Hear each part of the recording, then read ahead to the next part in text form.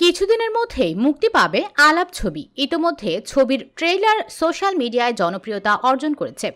আলাপ ছবি মুক্তি পাওয়ার আগে অভিনেত্রী মিমি চক্রবর্তী এক সাক্ষাৎকারে বলিউডে স্বজনপ্রীতির অভিযোগ করেছেন। মিমি জানান, আমি এই ছবিটার সঙ্গে বহুদিন ধরেই আছি। অধিকাংশ সময় আগে ছবির নায়ক নির্বাচিত হয়, তারপর নায়িকা, কিন্তু এখানে আগে আমি যুক্ত হয়েছি, তারপর আবির দা। এরপর তাদের জুটি সম্পর্কে অভিনেত্রী জানান, কোন জুটি হিট করবে সেটা আগে থেকে বলা যায় না। কিছু একটা এক্স ফ্যাক্টর থাকে, কোনো ফর্মুলা নেই যেটার মাধ্যমে মানুষকে বাধ্য করা যায় আপনাদের জুটিকে পছন্দ করতে।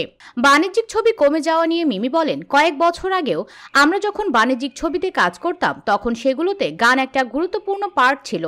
ছবিতে 5টা গান থাকলে 3 থেকে 4টে হিট হতোই। আমি এখন আর তেমন স্টেজ শো করি না, করলেও আজও সেই পুরনো ছবির গানের অনুরোধ পাই। ওটিটি নিয়ে কারো মাথা ব্যথা নেই। তাছাড়া বাণিজ্যিক ছবি হলে বাংলা মিডিয়ায় সবার আগে সেগুলোকে কটাক্ষ করে, বলে সেগুলো নাকি রিমেক খারাপ, হয়তো সেজন্যই আজ আর তেমন বাণিজ্যিক ছবি হয় না। মিমি আরও বলেন, এছাড়া ইন্ডাস্ট্রিতে আরও একটা গ্রুপ আছে যারা ঠিক করে কারা ভালো আর কারা খারাপ। বলিউডের স্বজনপ্রীতি নিয়ে অনেক কথা হয়।